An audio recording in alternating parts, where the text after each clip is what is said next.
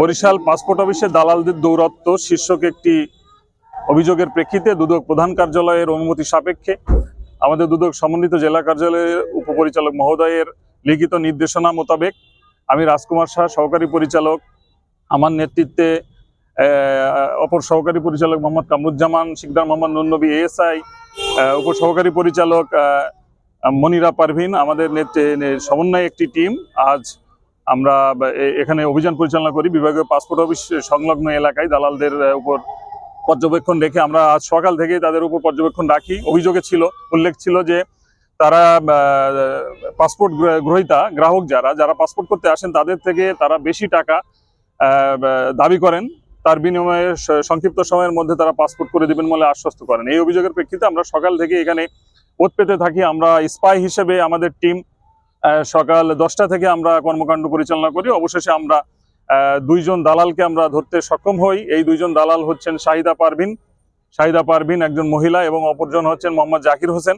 এরা আমাদের স্পাই টিমের নিকট 12,000 টাকা করে দাবি করে প্রতিটা পাসপোর্ট।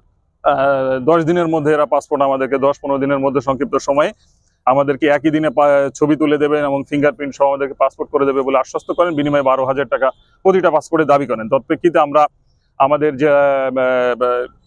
যে আমাদের ডিসি মহোদয়ের অনুমতি সাপেক্ষে একজন বিজ্ঞ এক্সিকিউটিভ ম্যাজিস্ট্রেটের সমন্বয়ে পাশাপাশি আমাদের এই সংলগ্ন যে আছে, আমাদের থানা আছে, আমাদের এয়ারপোর্ট থানার ওসি সাহেবের সার্বিক সহযোগিতা ক্রমে তার প্রেরিত টিম এবং আমাদের দুদক টিম পাশাপাশি জেলা প্রশাসনের বিজ্ঞ এক্সিকিউটিভ ম্যাজিস্ট্রেটের সমন্বয়ে একটি অভিযান পরিচালনা করি। অভিযান শেষে আমরা দুজন দালালকে ধরতে সক্ষম হই এবং আমরা বিভাগীয় পাসপোর্ট অফিসেও আমরা অভিযান পরিচালনা করি। দালালরা সরকারি কাজে বাধা বিপত্তির সৃষ্টি করেছে। তৎপ্রেক্ষিতে বিজ্ঞ ম্যাজিস্ট্রেট মহোদয় তাদেরকে 1.5 মাসের সশ্রম কারাদণ্ড দিয়েছেন, পাশাপাশি প্রতিজনকে বিনাশ্রম কারাদণ্ড, পাশাপাশি প্রতিজনকে 400 টাকা করে জরিমানা আরোপ করেছেন। আসলে দালালরা যেভাবে বললো, দুজনের নাম বলছে, তারা ফাইল হ্যান্ডওভার করে, পাশাপাশি সংক্ষিপ্ত সময়ের মধ্যে তাদের কাজের সমাধান করে। তৎপ্রেক্ষিতে আমরা একজনকে জিজ্ঞাসাবাদ করি, সে তাৎক্ষণিকভাবে অভিযোগ অস্বীকার করেন। পাশাপাশি অন্য যার নাম আসছিল তাকে আমরা অ্যাডভান্স ধরতে পারি নাই, তিনি অফিসে নাই, হয়তো পালিয়ে গেছেন। এটার বিষয়ে আমরা আমাদের প্রতিবেদনে বিস্তারিত উল্লেখ করব।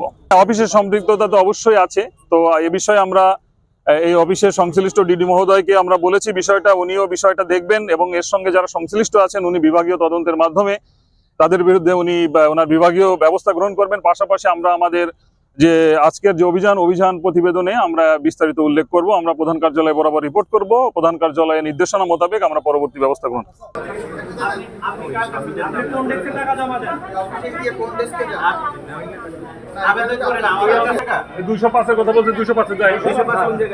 মানুষ এতই পাগল, আপনাদের কাছে যে অনলাইন করলো আর এখানে পাসপোর্ট অফিসে ঢুকতে পারবে।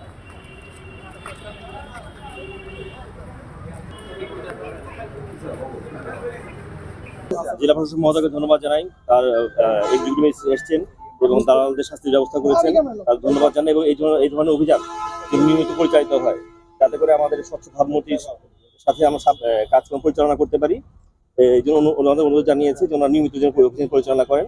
এবং একই সাথে আমি আবেদনকারীদেরও বলবো, যেহেতু আপনাদের আমি সুযোগ পেয়েছি, তারা যেন নিজেরা ফর্ম ফিল আপ করে সঠিক তথ্য দিয়ে পাসপোর্ট আবেদন করে। আমরা সবসময় তাদের সেবার জন্য নিয়োজিত আছি। আমাদের অফিস সবসময় তাদের সেবা দেওয়ার জন্য দিতে বাধ্য, আমরা সেবা দেওয়ার জন্য প্রতিজ্ঞাবদ্ধ।